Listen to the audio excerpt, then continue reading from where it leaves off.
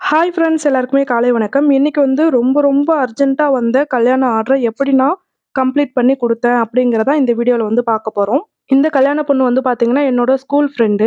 என்ட்ட தான் ஆர்டர் குடுக்க போறா அப்படிங்கிறது கன்ஃபார்மா தெரியும். இருந்தாலும் ஏன் இவ்ளோ லேட்டா குடுத்துருக்கா அப்படிங்கிறத வந்து நான் இந்த வீடியோ லாஸ்ட்ல உங்களுக்கு சொல்றேன். ஆக்சுவலா கல்யாணம் வந்து பார்த்தீங்கன்னா, நாளான்னைக்கு காலையில கல்யாணம். ஆனா பொண்ணு அழைப்புக்கு நாளைக்கு சாயங்காலம் 5 மணிக்கே வந்து பொண்ணு அழைப்புக்கு வந்துருவாங்க. அதனால நாளைக்கு சாயங்காலம் 5 மணிக்குள்ள நான் வந்து இந்த ப்ளவுஸ் எல்லாத்தையுமே குடுத்துறணும். இந்த ப்ளவுஸ்லாம் என்கிட்ட கொண்டாந்து குடுக்கும்போது பார்த்தீங்கன்னா, மணி வந்து 7 மணி. ஸோ அதுக்கப்புறம் நான் வந்து எல்லாத்துக்குமே லைனிங், லேஸ் அதுக்கப்புறம் நாட்டு, பீட்டு எல்லாமே வந்து என்னென்னலாம் தேவையோ அந்த பொருள்லாம் வாங்கிட்டு வர சொல்லியிருந்தேன். ஸோ வாங்கிட்டு வரதுக்கு மணி வந்து பார்த்தீங்கன்னா, 10 மணிக்கிட்ட ஆயிடுச்சு. அங்க இங்க கொஞ்சம் ஒர்க் இருக்கிறதால கொஞ்சம் டிலே ஆயிடுச்சு. 10 மணிக்கிட்ட தான் நான் வந்து இந்த ஒர்க்கே நான் இனிமே தான் ஸ்டார்ட் பண்ண போறேன். இது வந்து எல்லாமே லைனிங் ப்ளவுஸு. இப்போ இதுல மொத்தம் பார்த்தீங்கன்னா 5 ப்ளவுஸ் இருக்கு. 5 ப்ளவுஸ்ல 1 வந்து நார்மல். தாலி கட்டும்போது கூர புடவ கட்டியிருப்பாங்கல்ல சில பேரு. ஸோ, அதனால இதுல ஒரு கூர புடவைக்கு உள்ள ப்ளவுஸ் வந்து நார்மல் ப்ளவுஸ் 1. அதுக்கப்புறம் 3 பஃப் ஸ்லீவ் மாடல்ல 3 தைக்கணும். இன்னொன்னு வந்து பார்த்தீங்கன்னா, ஆரி ஒர்க் ப்ளவுஸு. ஆனா, இத வந்து உடனே பண்ணணும் அப்படிங்கிறதுனால உடனே பண்ண முடியாது. ஸோ, ஒரு 3 பேர்ட்ட நான் வந்து ஒர்க் பண்ண குடுத்துருக்கேன். ஏன்னா, இந்த ஒர்க்கையும் பார்க்கணும், அந்த ஒர்க்கையும் பார்க்கணும்னா நம்மளுக்கு இப்போதைக்கு டைம் கிடைக்காது. ஸோ, நான் இப்போ கம்ப்ளீட் பண்ணிடுறேன். ஆரி ஒர்க்குக்காக நான் ஒரு 3 பேர்ட்ட குடுத்து, எனக்கு ஒர்க் பண்ணி குடுங்க அப்படின்னு சொல்லியிருக்கேன். ஸோ, அது வந்து ஒர்க் பண்ணிட்டுருக்காங்க. அது வந்து நாளைக்கு மத்தியானம் ஒரு 12 மணி இல்லன்னா 1 மணி போல தான் நம்மளுக்கே அந்த ப்ளவுஸ் வந்து கிடைக்கும். ஸோ, அதுக்கப்புறம் தான் அத வந்து நான் ஸ்டிச் பண்ணணும். கட் பண்ணி ஸ்டிச் பண்ணணும். ஸோ, இப்ப அதுக்கும் சேர்த்து எல்லாமே தேவையான மெட்டீரியல் எல்லாமே இதுல வாங்கிட்டு வந்தாச்சு. ஸோ, எல்லாமே கரெக்ட்டா இருக்கா அப்படிங்கிறத எல்லாத்தையுமே நான் வந்து செக் பண்ணிக்கிட்டேன். இதுல வந்து பார்த்தீங்கன்னா 2 நாட்டு குடுத்துருந்தாங்க. ஒண்ணு வந்து ஃபுல்லாவே கோல்டன் கலர்லயும், இன்னொன்னு வந்து அந்த மெரூன் கலர் மிக்ஸ் ஆன மாதிரியும் குடுத்துருந்தாங்க. 2த்துல எது வேணுமோ அத வந்து எடுத்துக்கோங்க. இன்னொரு சும்மா இருக்கும்ல, அத வந்து என்ட்ட ரிட்டர்ன் குடுத்துருங்க அப்படிங்கிற மாரி குடுத்துருந்தாங்க. ஸோ, எனக்கு வந்து அதுல எது பிடிச்சிருக்கோ அத வந்து வைக்கணும்.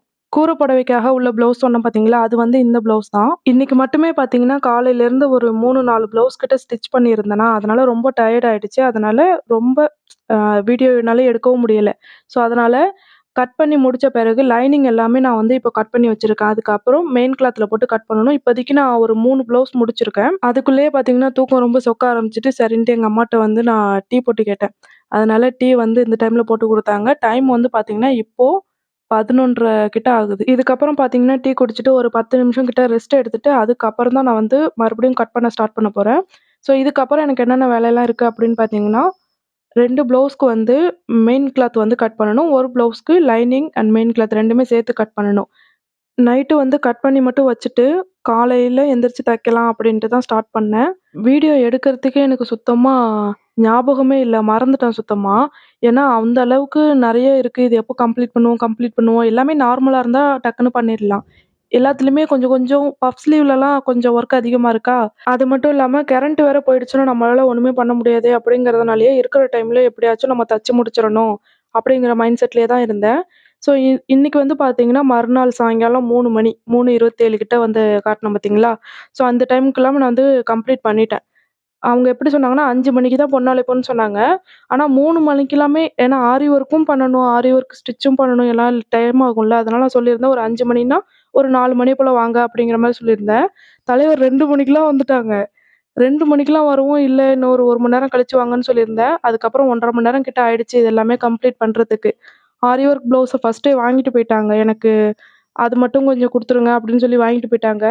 ஸோ நான் எல்லாமே சேர்த்து வச்சு வீடியோ எடுத்துடலாம் அப்படின்னு நினைச்சிட்டு இருந்தேன். கடைசியில அத வாங்கிட்டு போயிட்டாங்க. அப்புறம் இதுல இன்னொன்னு என்ன வந்து மாத்திட்டாங்க அப்படின்னா, நான் லேஸ்லாம் வாங்கிட்டு வந்து வச்சிருந்தேன் பார்த்தீங்களா? ஸோ லேஸ் ஒர்க்லாம் எதுவுமே வேண்டாம். பிளெயினா இருந்தா போதும். ஏன்னா அந்த பொண்ணு வந்து கொஞ்சம் அப்செட்ல இருந்துச்சா, அதனால எனக்கு வந்து லேஸ் ஒர்க்லாம் வேண்டாம். சும்மா ஏதாச்சும் தையி அப்படிங்கிற மாரி சொல்ட்டாங்க. ஆனா ஆரி ஒர்க் மட்டும் மாப்பிள கால் பண்ணி சொன்னாரு. "இல்ல ஆரி ஒர்க் பண்ணுங்க." அப்படின்னு சொல்லவும் தான் அதுக்கப்புறம் டைம் எடுத்து அதுக்கப்புறம் பண்ணலாம் அப்படின்ட்டு முடிவு பண்ணது. மத்தபடி அந்த பொண்ணுக்கு வந்து நார்மல் ஸ்லீவ் போடுறத விட பஃப் ஸ்லீவ் போட்டா நல்லாருக்கும் அப்படிங்கிறதுனால பஃப் ஸ்லீவ் வந்து வைக்க சொல்லியிருந்தாங்க. பட் அதில லேஸ்லாம் வைக்க சொல்லல. இருந்தாலும் வச்சா தானே நல்லாருக்கும் அப்படிங்கிற மாரி நான் வாங்கிட்டேன். அதுக்கப்புறம் வேணான்னு சொல்ட்டாங்க. எதுக்கும் ஒரு தடவ கன்ஃபார்ம் பண்ணிப்போம் அப்படின்ட்டு கேட்டேன். அப்புறம் வேணான்னு சொல்ட்டாங்க. சரின்ட்டு வைக்கல.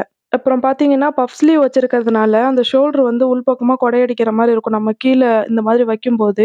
ஸோ, அத நம்ம இழுத்து புடிச்சு வைக்கிற மாரி தான் இருக்கும். ஏன்னா, ஸ்லீவ்ல வந்து ரொம்ப வெயிட்டா இருக்கிறதுனால, நம்மளுக்கு வந்து அந்த இடம் நெக்கு இடத்துலலாம் வந்து பார்த்தீங்கன்னா, ரொம்ப லேசா இருக்கும்ல. அதனால நம்ம கொஞ்சம் அழுத்தி புடிச்சு வைக்கிற மாதிரி தான் இருக்கும். இது வந்து ப்ராப்ளம்லாம் கிடையாது. ஓகேங்களா? இது என்னடா இப்படி இருக்க ப்ளவுஸு அப்படிலாம் நினைக்க வேண்டாம். இது ப்ராப்ளம்லாம் கிடையாது. ஸ்லீவ்ல வெயிட் இருக்கிறதுனால, இது வந்து கொஞ்சம் உள்பக்கமா மடங்குன மாரி மடங்கும். நம்ம எடுத்து வச்சோம்னா கரெக்ட்டா இருக்கும். அதே மாதிரி நம்ம வியர் பண்ண பிறகும் வந்து பார்த்தீங்கன்னா, அதோட ஃபிட்டிங் வந்து சூப்பரா இருக்கும். இது வந்து கல்யாண பொண்ணுக்கு அப்படிங்கிறதுனால, சைடுல வந்து பார்த்தீங்கன்னா, ஒரு 5 ஸ்டிச்சு கிட்ட நான் வந்து எக்ஸ்ட்ராவா பிரிச்சு விடுற மாரி போட்டுருக்கேன். ஏன்னா, இதுக்கப்புறம் கண்டிப்பா உடம்பு ஏறும். உடம்பு ஏறுனுச்சுன்னா பிரிச்சு விடுறதுக்கு தேவைப்படும் அப்படிங்கிறதுனால, சைடுல வந்து ஒரு 5 ஸ்டிச் வந்து நான் வந்து போட்டு விட்டுருக்கேன். இப்போ நீங்க பிரைடுக்குலாம் வந்து நீங்க கல்யாண ப்ளவுஸ் வந்து பண்றீங்க, ஸ்டிச் பண்றீங்க. கல்யாணத்துக்கு அப்புறம் யூஸ் பண்றதுக்கும் நீங்க வந்து ஸ்டிச் பண்றீங்க அப்படின்னா, ஆக்சுவலா இப்போ கல்யாணத்தன்னைக்கு போடுற ப்ளவுஸ வந்து கரெக்ட்டா இப்ப என்ன இருக்கோ, அதே அளவுக்கு ஃபிட்டிங்கா தைக்கணும். ஓகேங்களா? அதுக்கப்புறம் யூஸ் பண்றதுக்காக முன்னாடியே ஒரு 5 ப்ளவுஸு, 6 ப்ளவுஸு, 10 ப்ளவுஸு இந்த மாரி ஸ்டிச் பண்ணி வைப்பாங்க பார்த்தீங்களா? அதெல்லாம் நம்ம என்ன பண்ணணும்னா, கொஞ்சம் வந்து ஒரு ஆர்ம் ஹோல் சைஸா இருக்கட்டும், ஹிப் சைஸா இருக்கட்டும், ஹிப்பு, ஸ்லீவ் எல்லாமே கரெக்ட்டா வச்சுட்டு, இந்த ஆர்ம் ஹோலு, அப்புறம் சைட்ல வந்து பிரிச்சு விடுறதுக்கு கொஞ்சம் எக்ஸ்ட்ரா தையலு, இந்த மாதிரிலாம் போட்டு வச்சா தான் அவங்களுக்கு வந்து போட்டுக்கிறதுக்கு அப்புறமா யூஸ் ஆகும்.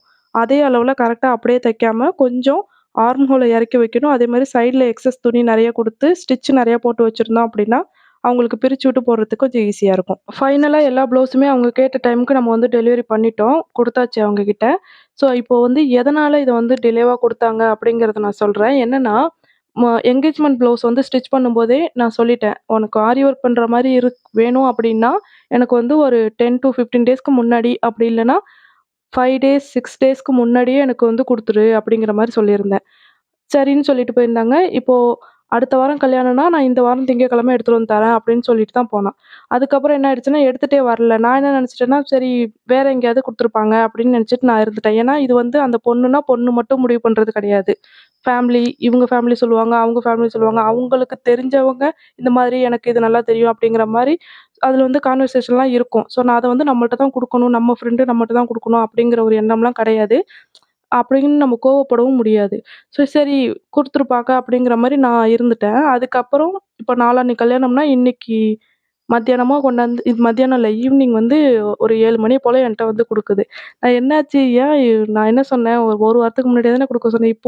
இப்போ வந்து கல்யாண ப்ளவுஸ் தைக்கணும்னா எப்படி முடியும்? அப்படிங்கிற மாரி கேட்டதுக்கு, அவங்க அப்பாவுக்கு வந்து ஆக்சிடென்ட் ஆயிடுச்சாம். அதனால ஐசியூல இருந்ததால எடுத்துட்டு வந்து குடுக்க முடியல அப்படின்னு சொல்லிட்டா. ஸோ அப்போ வந்து வேணுக்குமே எடுத்துட்டு வந்து குடுக்கல அப்படின்னா கூட நம்ம ஏதாச்சும் இல்ல முடியலன்னா முடியல அப்படிங்கிற மாரி ஏதாச்சும் சொல்லலாம். அதுவும் இல்லாம முகூர்த்த ப்ளவுஸ் நம்மகிட்ட தைக்கல அப்படின்னாலும், "நீங்க முன்னாடி யார்ட்ட தச்சியோ அங்கே தச்சுக்கோ" அப்படிங்கிற மாரி ஏதாச்சும் சொல்லலாம். ஒண்ணுமே இல்லாம இந்த மாரி ஐசியூல இருந்தாங்க, உடம்பு சரியில்லாம போயிடுச்சு. அ அப்படின்னு சொல்லவும், சரி வேற வழி இல்ல நம்ம வந்து வாங்கி நம்ம ஸ்டிச் பண்ணி தான் ஆகணும். உடம்பு சரியில்லாம போனதுக்கு இந்த பொண்ணு என்ன பண்ணும்? அந்த டைம்ல வந்து நீ எனக்கு ப்ளவுஸ் தைக்கணும், அப்படி பண்ணணும், இப்படி பண்ணணும்னு சொல்லி வீட்லயும் கேட்க முடியாது. அவங்க அப்பாவும் இப்ப தான் வந்து ஆப்ரேஷன் முடிஞ்சு ஐசியூல தான் இன்னும் இருக்காங்களாம். கல்யாணத்துக்கும் எங்க அப்பாவால வர முடியாது. எங்க அப்பாவுக்கு எங்க அம்மா துணைக்கு இருப்பாங்க. அதனால எங்க அம்மாவாலயும் வர முடியாது. எங்க அப்பா, அம்மா 2 பேருமே வரமாட்டாங்க. அதனால ஆரி ஒர்க்லாம் பண்ண வேண்டாம். ஏன்னா ப்ளவுஸ் வந்து குடுத்த நாளைக்கு நான் என்ன சொன்னேன்னா, இதுக்கப்புறம் எப்படி ஆரி ஒர்க் பண்ணி எப்போ நான் வந்து ஸ்டிச் பண்றது? அப்படிங்கிற மாரி கேட்டிருந்தேன். அதனால ஆரி ஒர்க்லாம் பண்ண வேண்டாம். எங்க அப்பாவும் வர முடியாது, அம்மாவும் வர முடியாது.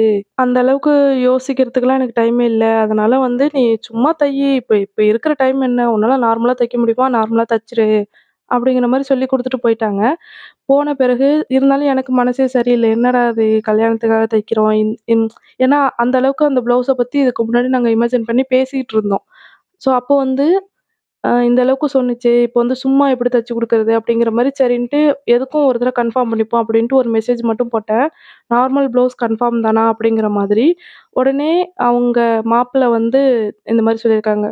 அவங்க எனக்கு கால் பண்ணி இந்த மாரி, "இல்ல நீங்க நார்மலாலாம் தைக்க வேண்டாம். ஆரி ஒர்க்கே பண்ணுங்க. எனக்கு பிரச்சனை இல்ல. நீங்க அதே பண்ணுங்க. அவ வேணான்னு தான் சொல்லுவா. ஆனா நீங்க பண்ணுங்க." அப்படிங்கிற மாரி சொல்லியிருந்தாங்க.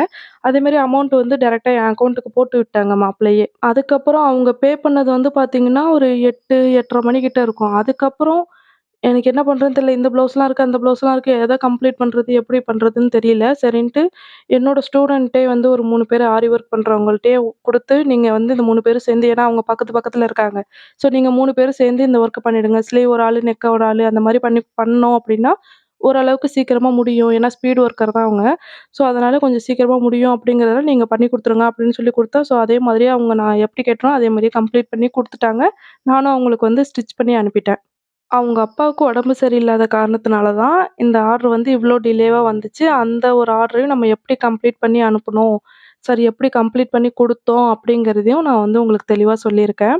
ஸோ இந்த மாதிரி உங்களுக்கும் அர்ஜென்ட் ஆர்டரு இந்த மாரி கஸ்டமரோட ப்ராப்ளம், அவங்களோட இஷ்யூ என்னவா இருக்கும் அப்படிங்கிறதையும் கேட்டு தெரிஞ்சுக்கிட்டு எடுத்த உடனே லபோதிபோன்னு கத்தாம, ஓரளவுக்கு அவங்களையும் புரிஞ்சுகிட்டு நம்ம ஒர்க் பண்ணோம் அப்படின்னா, கண்டிப்பா வந்து நம்மளுக்கு வந்து ஆர்டர்ஸ் நெறைய வரும். எதனாலனா, இப்போ திடீர்னு இதே பொண்ணு அவங்க வீட்ல ஃபேமிலில வந்து ஏதாச்சும் அர்ஜென்ட்டா திடீர்னு ஒரு ஃபங்ஷன் வருது அப்படின்னா, சரி இந்த பொண்ணுட்ட குடுத்தா உடனே டக்குனு முடிச்சு குடுக்கும். அப்படிங்கிற மாரி ஒரு யோசனை வரும். ஒரு அர்ஜென்ட்டான உள்ள இடத்துலயும் சரி, நம்ம வந்து நம்மளுக்கு மீறிலாம் இல்ல. நம்மளால எவ்வளோ முடியும் அப்படிங்கிற மாதிரி பார்த்து நம்மளால பண்ணோம் அப்படின்னா, நம்மளோட பிசினஸ் வந்து கொஞ்சம் கொஞ்சமா டெவலப் ஆகும்னு நம்புறேன். ஓகேங்களா? இந்த வீடியோ பிடிச்சிருந்துச்சுன்னா மறக்காம ஒரு லைக் பண்ணிடுங்க. இந்த மாதிரி டெய்லரிங் வீடியோ உங்களுக்கு பிடிக்கும் அப்படின்னா, எம்எஸ் சுகந்தி அப்படிங்கிற என்னோட சேனல வந்து சப்ஸ்கிரைப் பண்ணி வச்சுக்கோங்க. நம்ம வந்து நெக்ஸ்ட் வீடியோல பார்க்கலாம். பாய்.